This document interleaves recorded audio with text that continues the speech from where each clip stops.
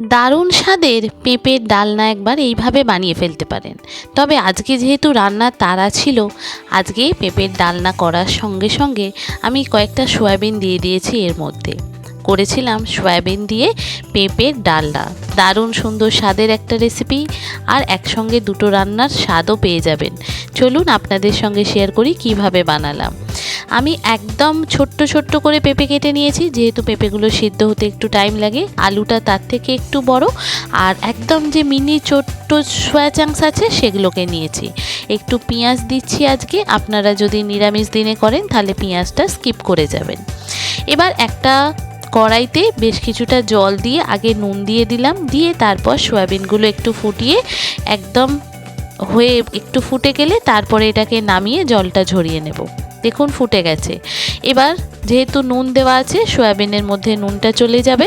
এবার এটা ছেঁকে নেব, ছেঁকে নিয়ে তারপরে দুবার তিনবার ধুয়ে জলটা পাল্টে নেব। এবার এদিকে আমি পেঁপে যেটা নিয়েছি সেই পেঁপেগুলো তো একটু শক্ত থাকে, তো প্রেসার কুকারে আমি একটু নুন দিয়ে এটা একটা সিটি দিয়ে নেব। এতে কি হবে, পেঁপেগুলো কিন্তু একদম নরম হয়ে যাবে। আর এটা আলুর সঙ্গে যখন রান্নাটা করব তখন আপনারা বুঝতেই পারবেন না যে এটাতে পেঁপে দেওয়া। যারা পেঁপে খায় না তারা বুঝতেই পারবে না যে এই পেঁপেটাও এরকমভাবে হয়। তো পেঁপেটারও জল ঝরিয়ে নিয়ে শুকনো করে নিলাম। এবার প্রথমে কড়াইতে আমি অল্প তেল দিলাম, দিয়ে পেঁপেগুলো যেগুলো নিয়েছি সেগুলো আমি লাল লাল করে ভেজে তুলে নেব। পেঁপেতে একটা গন্ধ থাকে, যারা পেঁপে খায় না তারা কিন্তু ধরে নেবে, আর যারা পেঁপে ভালোবাসে তাদের তো কোনো রকম গন্ধ লাগবে না। তো সে কারণেই পেঁপেটা আমি একটু লাল লাল করে অল্প তেল দিয়ে ভেজে নিলাম। এবার যে তেলটি পড়ে আছে তাতে কিন্তু সয়াবিনটা ভাজা হয়ে যাবে। তো আমি আর একটু তেল দিলাম, মনে হচ্ছিল কম পড়বে। তো সয়াবিন যেগুলো নিয়েছি সেগুলোকে এই রকমভাবে একটু নাড়াচাড়া করে লাল লাল করে ভেজে নিই। সয়াবিনগুলো ভাজা হলে দেখবেন সেই সয়াবিনের স্বাদ খুব ভালো হয়। আমি যে কোনো সময় সবজি একটু ভেজেই রান্না করতে পছন্দ করি। আপনারা যদি সয়াবিন না ভেজে কাঁচা দিতে চান দিতে পারেন। এবার সয়াবিনগুলো ভাজা লাল লাল করে হয়ে গেছে, এগুলো তুলে নেব। দেখুন তুলে নিলাম সয়াবিনগুলো। এবার কড়াইতে বেশ কিছুটা তেল দেব। এবার আবারও তেল দিলাম কিছুটা। এবার একটু ফোড়ন দেব। ফোড়নের মধ্যে ওই তেজপাতা, শুকনো লঙ্কা, গরম মশলা আর একটু জিরে। আমি এই ফোড়নটাই সবেতে দিয়ে থাকি। এই ফোড়নটাই আমার খুব ভালো লাগে, ফোড়নের গন্ধটা।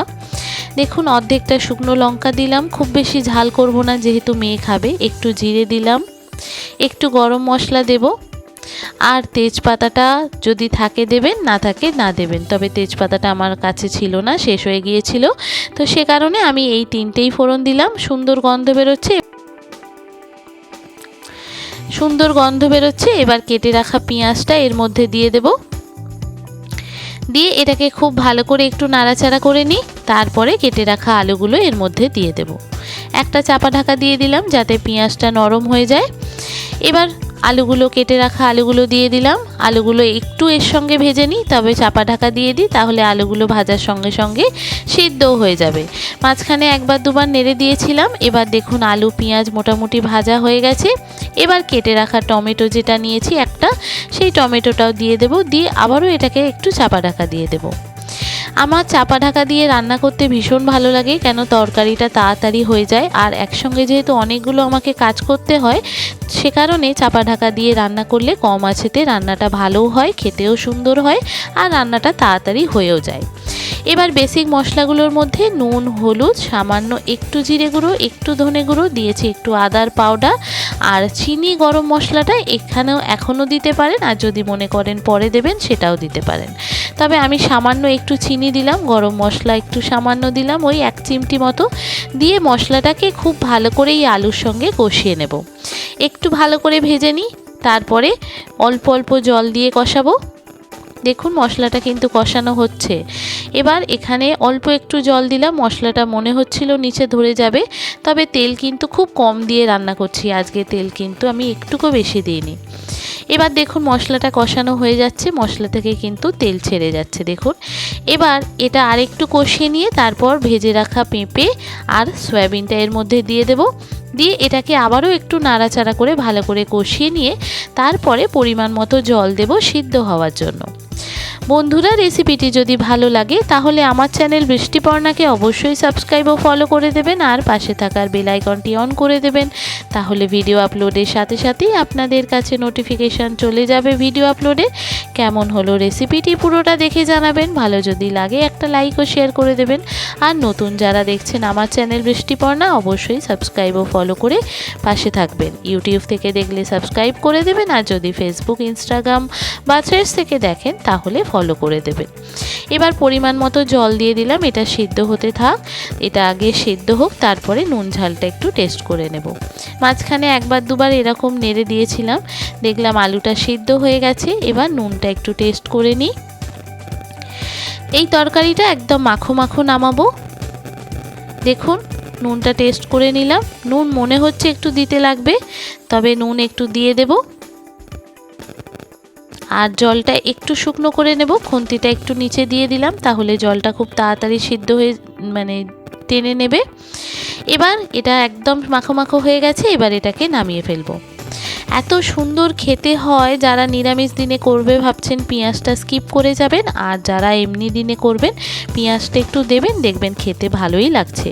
অসাধারণ স্বাদ। পেঁপে আছে বুঝতেই পারবে না, যারা পেঁপে খায় না তারা তো একদমই ধরতে পারবে না যে এটা পেঁপে দিয়ে করা, বলবে আলু দিয়ে সয়াবিনের একটা ডালনা করেছে। সহজ রেসিপি, সহজভাবে শেয়ার করলাম। আপনাদের কেমন লাগলো পুরোটা দেখে কমেন্ট করে জানাবেন। খুব সুন্দর একটা রান্না, পেঁপে দিয়ে সয়াবিন দিয়ে একটা ডালনা করেছিলাম, যেটা অসাধারণ স্বাদ হয়েছিল। এটা দিয়েই পুরো ভাত খাওয়া হয়ে যাবে। বাঙালিদের তরকারি তো একটা থাকে, মাছের ঝোল, ঝাল, ডাল যাই হোক না কেন তরকারি একটা থাকে। তবে দুটো তরকারি একসঙ্গে করার থেকে আমি একটার সঙ্গেই আরেকটা মিশিয়ে দিয়েছিলাম, যার ফলে অসম্ভব সুন্দর দুটো খেতে লাগছিল। দেখুন সামনে থেকে দেখাচ্ছি কতটা সুন্দর হয়েছে। যেমন সয়াবিনটা নরম হয়ে গেছে, তেমন পেঁপেটাও একদম নরম হয়ে গেছে, আর আলু তো সিদ্ধ হয়েই ছিল। দেখুন তো কত সুন্দর দেখতে লাগছে। যারা পুরানো দিনের রান্না ভালোবাসেন বা যারা এই রকম তরকারি খেতে ভালোবাসেন, পেঁপে সয়াবিন সমস্ত দিয়ে পুরানো দিনের রান্নার মতো, তারা একবার করে ট্রাই করবেন, খুব সুন্দর খেতে লাগবে। কেমন লাগলো অবশ্যই কমেন্ট করে জানাবেন। সবাই ভালো থাকবেন, সুস্থ থাকবেন, সাবধানে থাকবেন। দেখা হবে পরের ভিডিওতে। আজকের মতো এখানেই টাটা। থ্যাংক ইউ বন্ধুরা।